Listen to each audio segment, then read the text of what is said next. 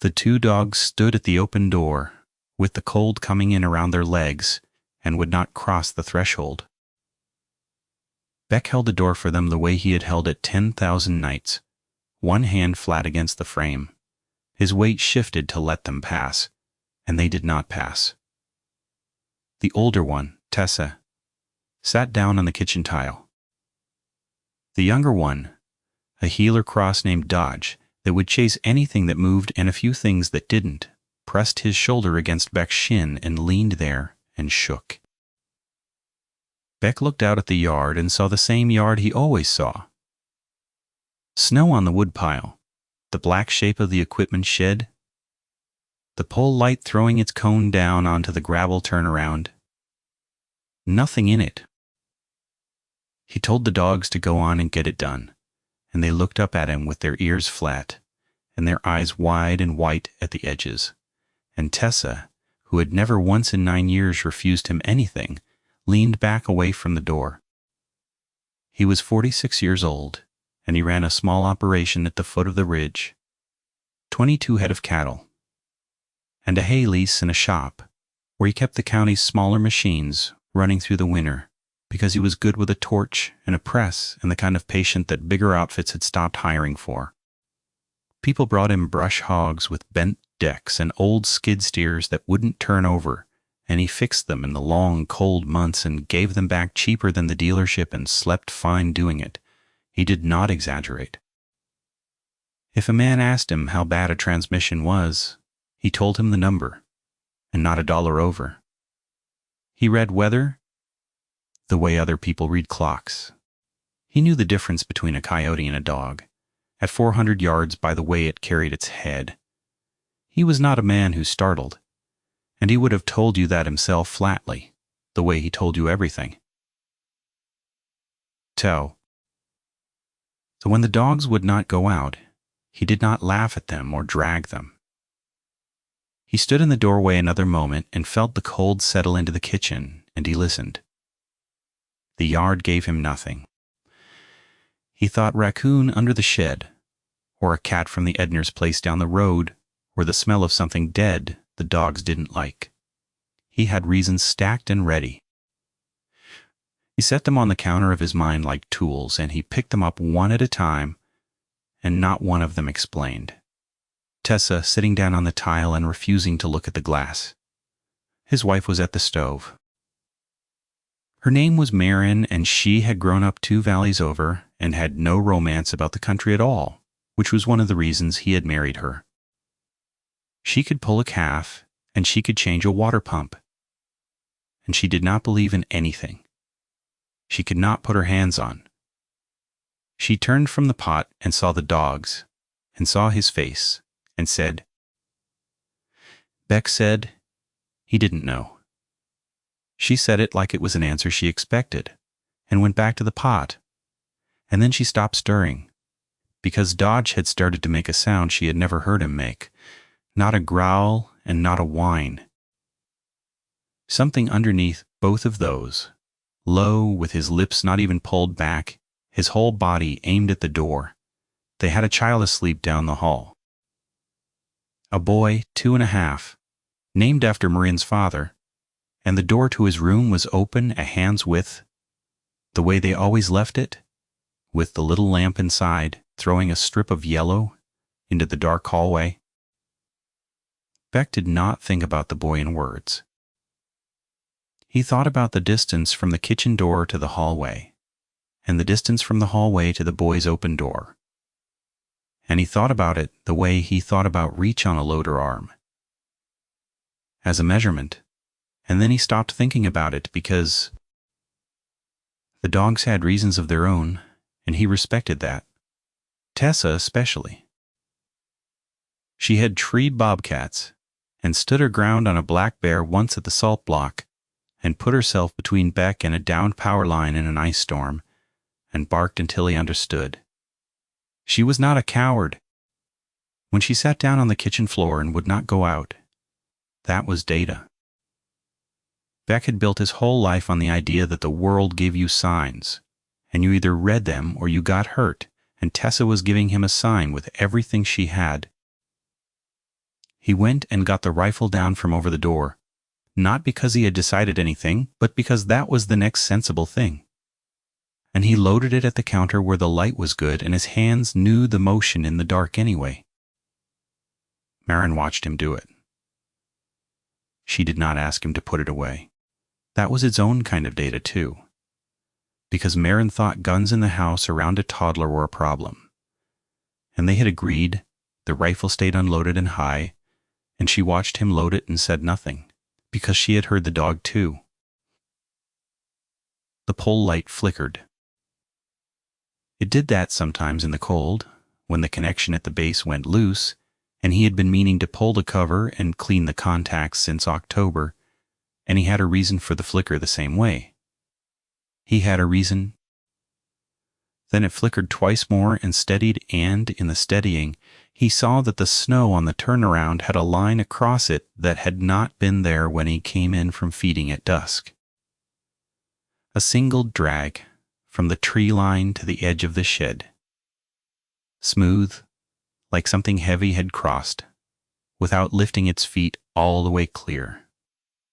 He knew his own yard the way he knew his own hands. That line was new. He turned off the kitchen light so he could see out better, and the moment the kitchen went dark, the dogs went quiet, completely, both of them, and that silence was worse than the sound had been. Tessa lay down flat with her chin on the floor. Dodge backed up until his haunches hit the cabinet and stayed there with his eyes on the door. Beck stood at the dark window with the loaded rifle held low and looked at the drag line in the snow and waited for the pole light to flicker again so he could see whether anything stood at the end of it. Nothing stood at the end of it.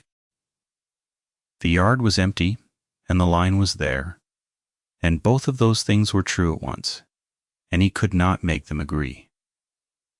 He had grown up on this ground. His father had run the same cattle on the same lease, and his grandfather had cleared the bottom field by hand, and Beck had spent his whole life learning what belonged here. Deer came down off the ridge in the evenings and crossed the bottom. Coyotes worked the fence line and sang on cold nights, and he liked the sound. A bear came through every few springs and made a mess of the burn barrel and moved on. Cats, raccoons, the occasional bold fox. He knew the catalog. He knew the tracks of every animal that walked this country, and he knew their habits and their hours, and he knew, looking at that single smooth drag in the snow, that he was looking at something that was not in the catalog. Maren had taken the boy's monitor off the counter and was holding it. The little speaker gave its faint hiss, the sound of an empty room with a sleeping child in it, and under the hiss there was the boy's breathing, slow and even, and nothing else. She held it against her chest with both hands. She said, quiet, "Should we get him?" Beck said, "Not yet." He said it because moving the boy meant carrying him through the dark hallway past the windows, and he did not want to do that until he knew what was outside, and he could not yet say that out loud. So he just said not yet, and Maren heard everything he had not said and nodded and held the monitor tighter. Wondered. The cold came through the window glass against his face.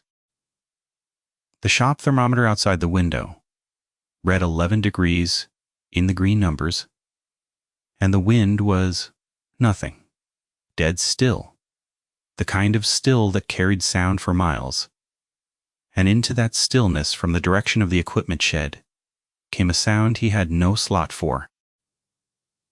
It started low, a rumble he felt in the glass against his cheekbone before he heard it in his ears, and over the rumble there ran a second thing, faster, a chattering vibration like teeth working that did not match the bass underneath it. 2 registers in one throat.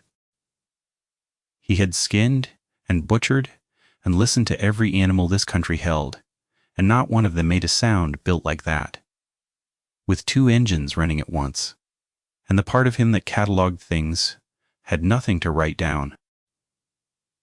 Tessa did not bark. That was the thing he would come back to later. In the months after, lying awake, Tessa, who barked at the bear and the power line and the mailman and her own reflection in the truck door, lay flat on the kitchen floor and did not make a sound, because some older part of her had done the math that Beck's front of mind was still refusing to do, and the answer that part of her reached was that you do not announce yourself to this. You make yourself small and flat, and you wait for it to leave. The sound stopped. The stillness came back, and it was not the same stillness. Beck stood at the window with the rifle and his breath fogging the cold glass, and he made himself think the way he thought at work. Slow. One item at a time. Item 1. The drag line. Item 2. The dogs would not go out and would not bark. Item 3. The sound came from the shed and was not an animal he knew. He laid those 3 down and looked at them, and there was no honest 4th item that explained the first 3 away, and he knew it, and he hated knowing it, because a man who fixes things for a living believes at the bottom of himself that everything has a cause you can get to with the right tool. And he could not get to this one. He told Maren to take the boy and go into the back bedroom, the one with no exterior door and one small high window, and to lock it and not come out until he said her name through the door. She did not argue. She set the monitor down and went down the hall in her socks without a sound, and he heard the boy's door, and then a small, sleepy complaint, and then nothing, and then the click of the back bedroom lock. He stood between the kitchen door and the hallway, with the rifle, and he was for the first time in his adult life in a place where his competence did not reach. He turned the kitchen light back on.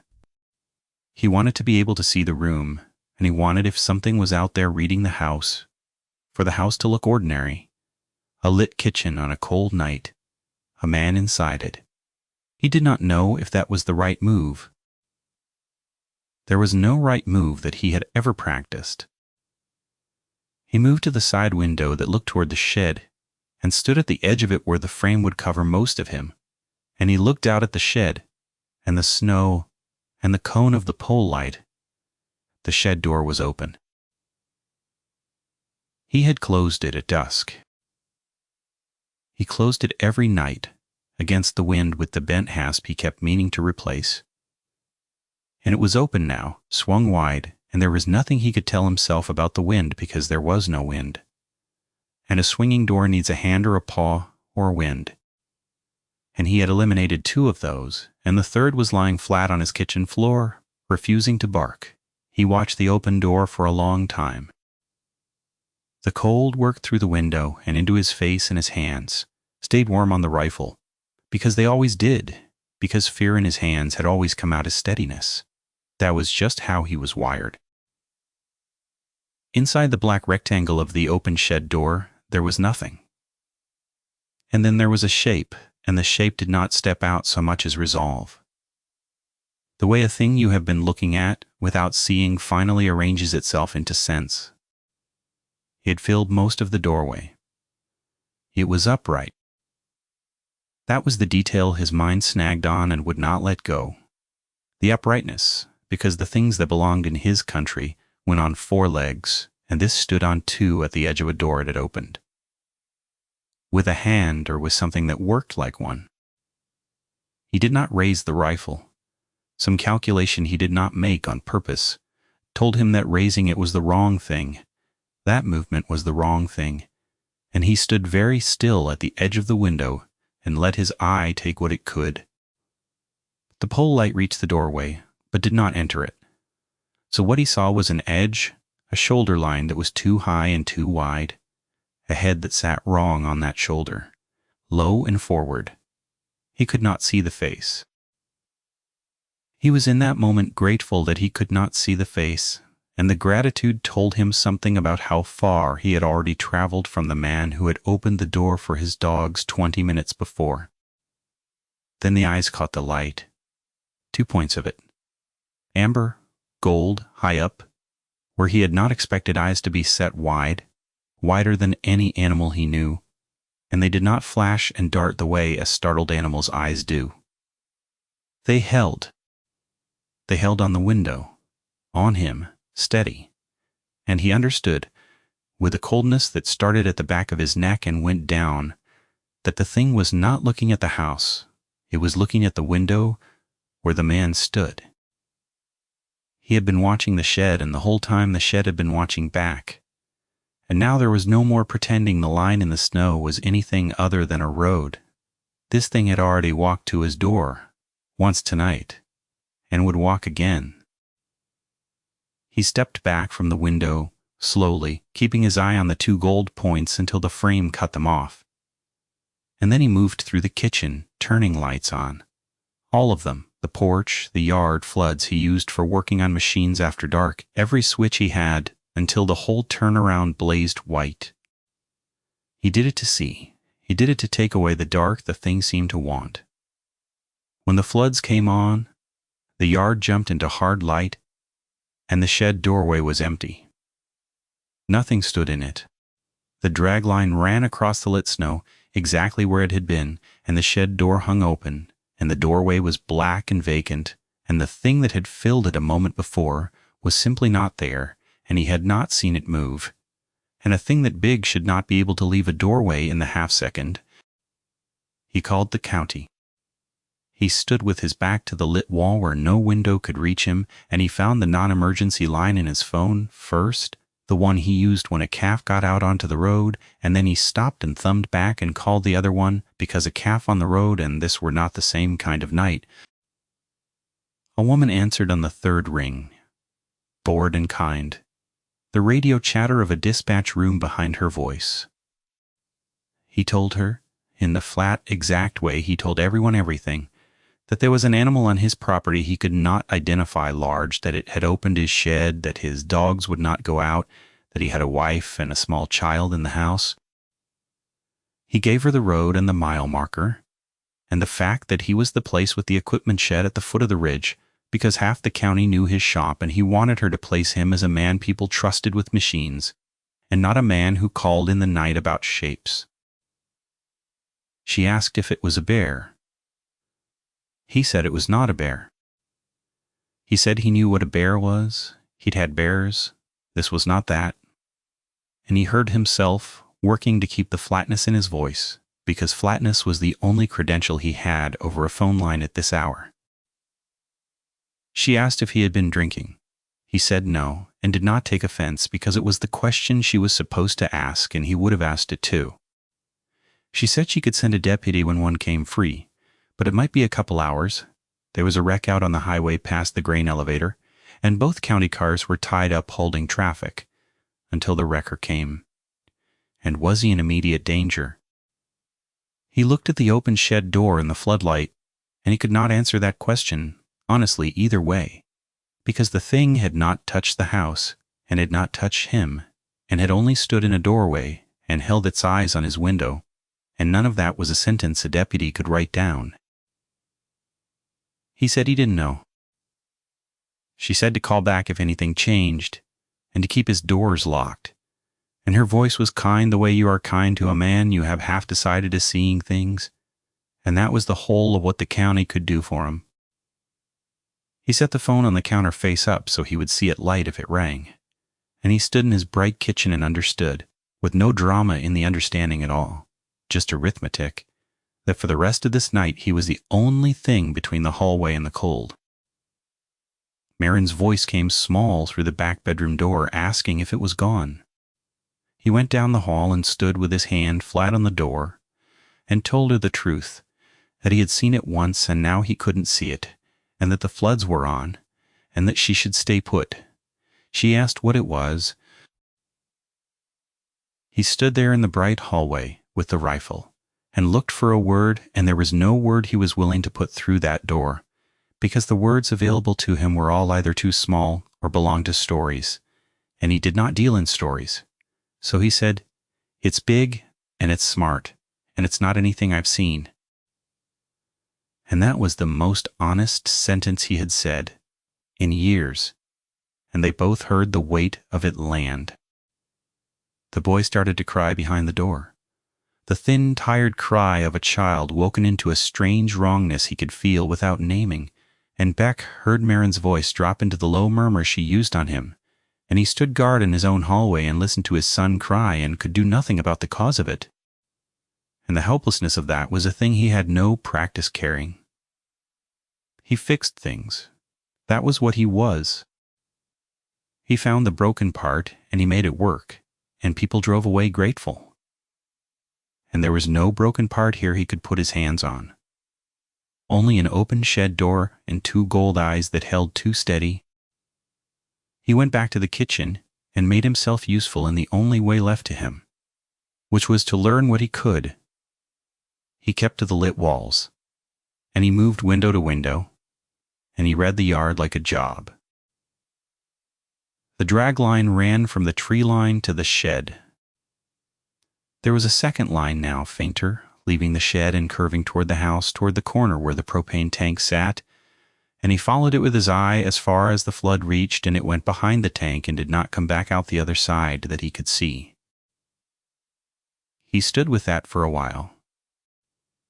A thing that walked behind the propane tank and did not come out the far side was either still behind the propane tank or had gone somewhere his light didn't reach. Against the house, low, under the kitchen windows. He got the big spotlight from the shop drawer, the handheld million-candle one he used for jacklighting predators off the calves in spring, and he turned off the interior lights again so the window glass would stop throwing his own kitchen back at him. And he put the spotlight against the glass and swept it along the base of the house toward the propane tank.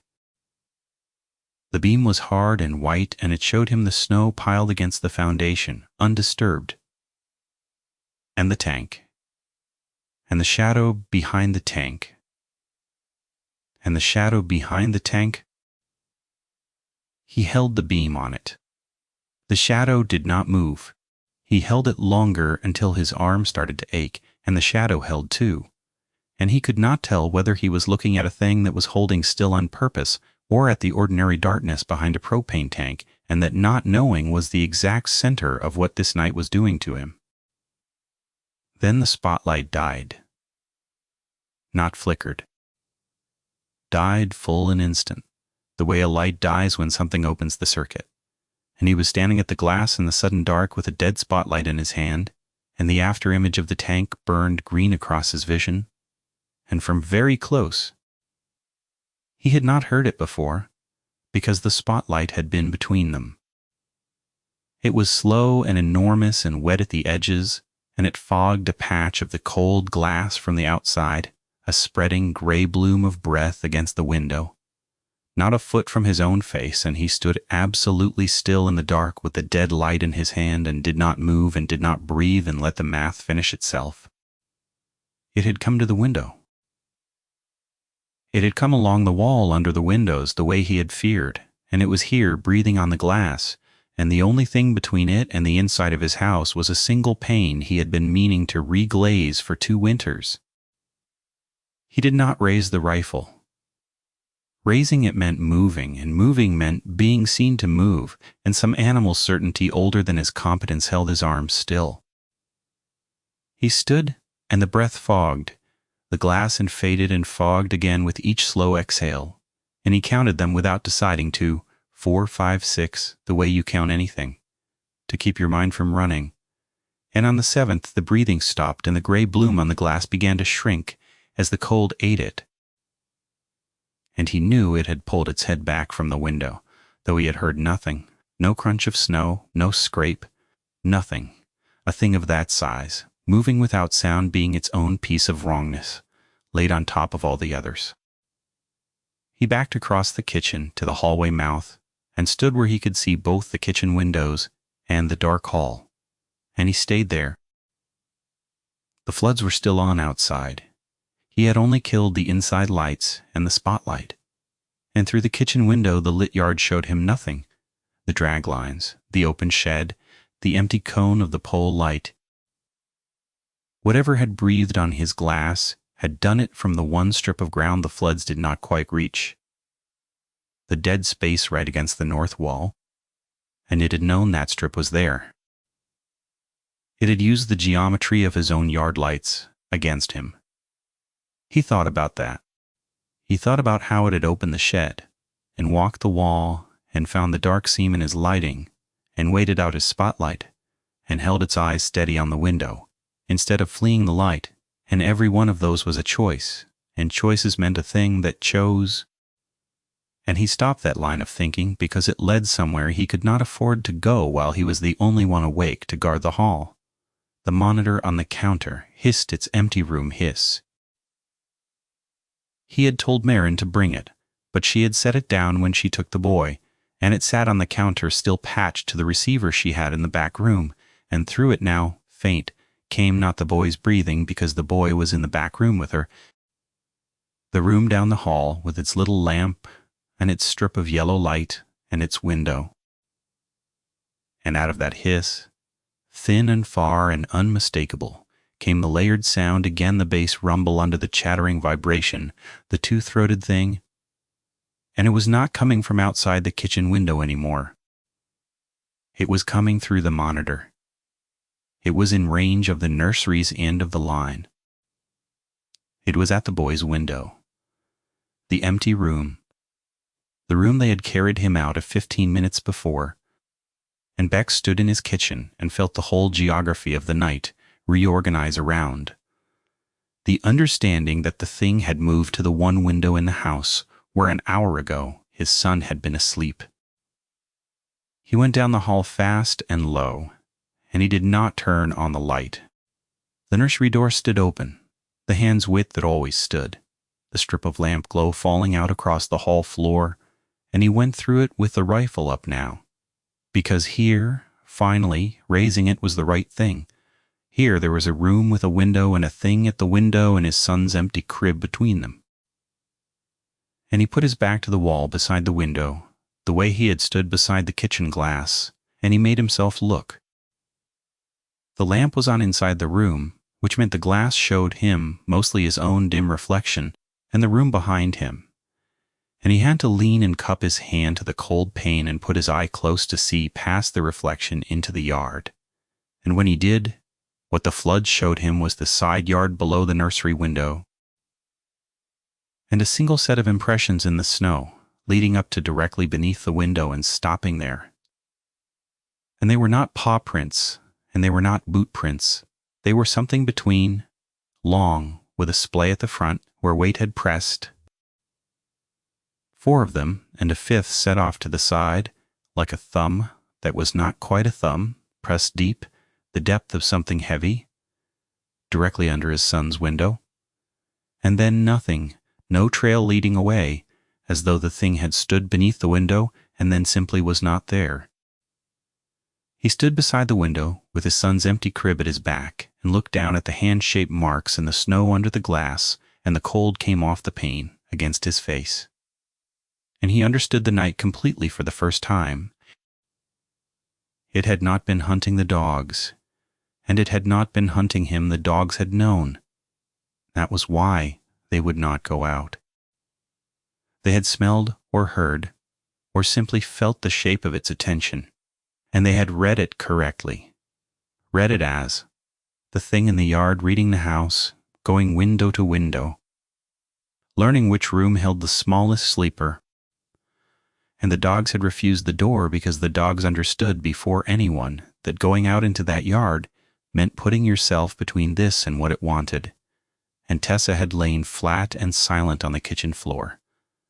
Not from cowardice, but because she had already decided the only thing left to do was stay small, and stay inside and stay between it and the hall, which was, he realized, standing at the nursery window with the rifle, exactly what he was doing now. He did not call the county again. There was nothing the county could put on the radio that would matter in the time it would take to matter.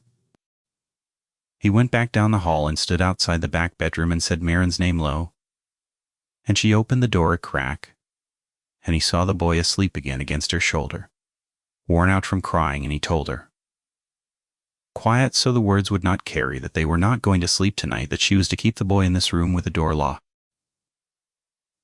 and that he was going to sit in the hall where he could see the nursery window and the kitchen both, and that if she heard glass, she was to take the boy out the small high window into the snow and run for the Edners and not look back and not wait for him. She looked at him for a long moment, and she did not cry and she did not argue, because she was who she was, and she said, "You come too." He did not promise that. He could not honestly promise that, and they both knew it, and she pressed her lips white and nodded and shut the door, and he heard the lock, and he sat down in the hall with his back to the load-bearing wall and the rifle across his knees, facing the strip of yellow light from the nursery and the dark kitchen beyond it.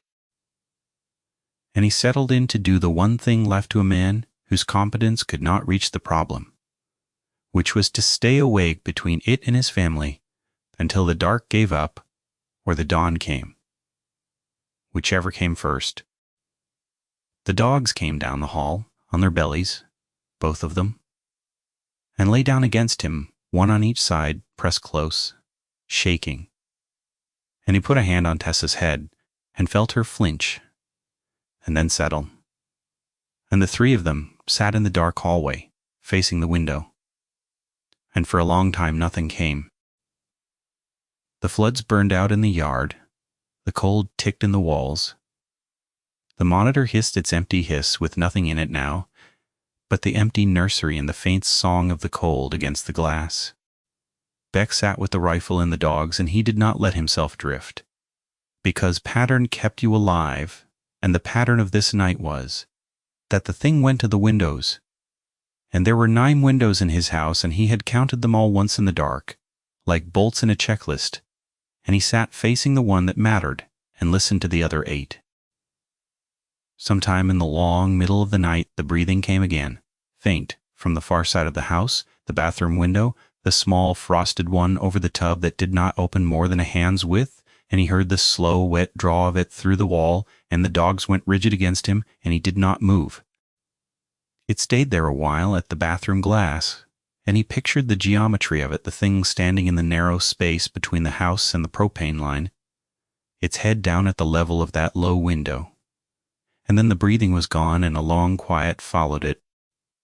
Then later it came, from the kitchen again, from the big window over the sink where he had watched the shed, and he heard from there the faint click of a claw or a nail finding the